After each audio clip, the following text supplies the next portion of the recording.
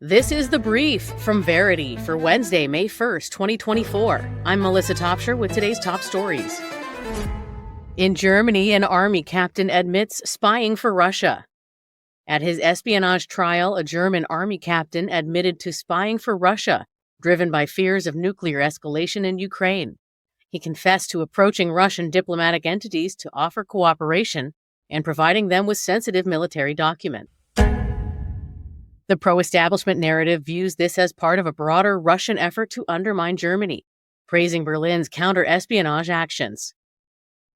The establishment critical viewpoint sees it as overhyped, suggesting Germany is using the case to justify a hardline stance against Russia, serving U.S. interests rather than its own.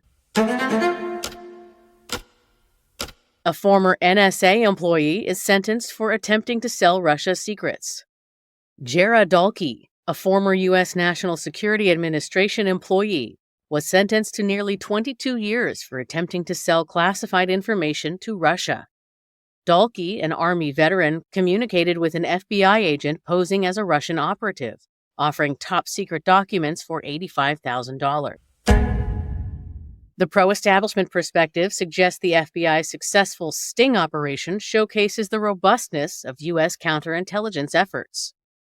Establishment critical voices say this case highlights perceived hypocrisy in the U.S.'s stance on espionage and freedom. Netanyahu says Israel will enter Rafah with or without a hostage deal. Israeli Prime Minister Benjamin Netanyahu declared his intention to launch an operation into Rafah, regardless of progress on a hostage deal or ceasefire. This stance aligns with demands from groups representing affected Israeli families.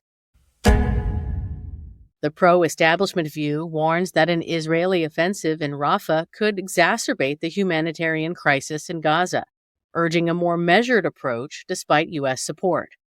Conversely, the pro-Israel stance argues for decisive action to combat Hamas, portraying it as a necessary move to secure Israel's safety and conclude military objectives. Meanwhile, the pro-Palestine perspective criticizes U.S. involvement and the continuous impact on Gaza's civilians, suggesting a bias in the Israeli-U.S. strategy that exacerbates regional tension. News from campus protests as further arrests are made across the U.S. Dozens of pro-Palestine protesters were arrested across multiple U.S. universities, including Columbia, where they faced potential expulsion for barricading Hamilton Hall.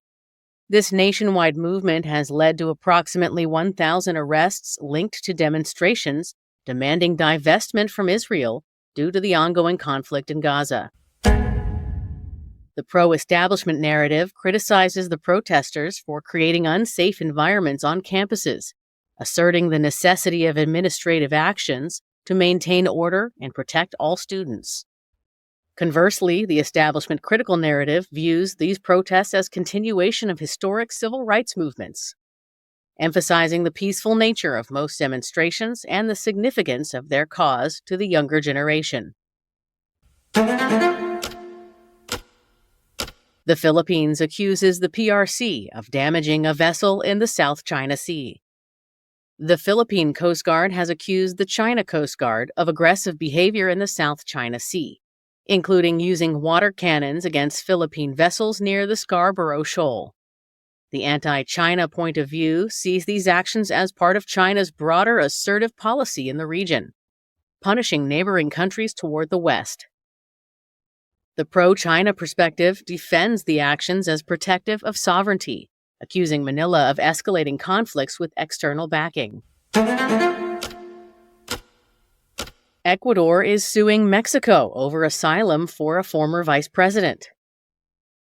Ecuador is suing Mexico at the International Court of Justice for granting asylum to Jorge Glass, Ecuador's former vice president, convicted of corruption. The lawsuit follows a dramatic raid on Mexico's embassy in Quito, where Glass sought refuge. Ecuador accuses Mexico of violating international law, while Mexico demands a UN suspension for Ecuador until it apologizes. Some observers suggest that Ecuador defends its actions to maintain sovereignty and enforce its laws against Glass. Others state that Mexico insists on legal redress for the raid, emphasizing respect for diplomatic premises. News from the UK, where Djibouti allegedly detained and deported a Tory lawmaker. British Member of Parliament Tim Lawton was reportedly detained and deported by Djibouti due to his criticisms of China and its human rights record. Lawton, known for his stance against China's action in Tibet and toward the Uyghurs, linked his deportations to China's significant investment in Djibouti, including infrastructure and military projects.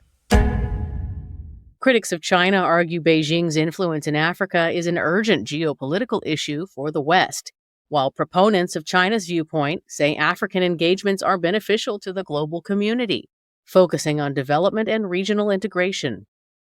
An establishment-critical viewpoint critiques the West's long-standing treatment of Africa and urges a reframing of more respectful relations.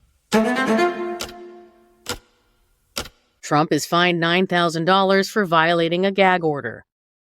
Judge Juan Merchan fined former President Donald Trump $9,000 for violating a gag order in his New York hush money case, highlighting social media posts about key trial figures. Trump may face jail if violations continue. Anti-Trump perspectives criticize Trump's defiance, suggesting stricter penalties. Pro-Trump viewpoints defend his right to express views, calling the case a witch hunt. SCOTUS rejects Elon Musk's challenge to an The U.S. Supreme Court has declined Elon Musk's appeal to overturn a settlement with the SEC, which requires his tweets about Tesla to be pre-approved. This decision upholds a lower court ruling.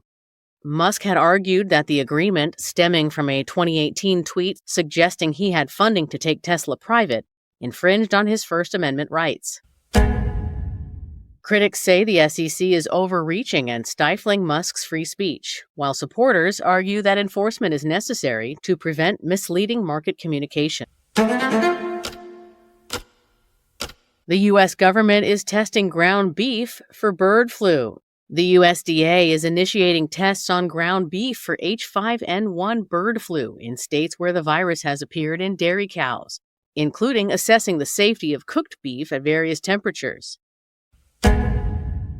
Pro-establishment voices trust expert management and downplay human transmission risks, emphasizing safety measures like proper cooking and minimal human contact with infected animals.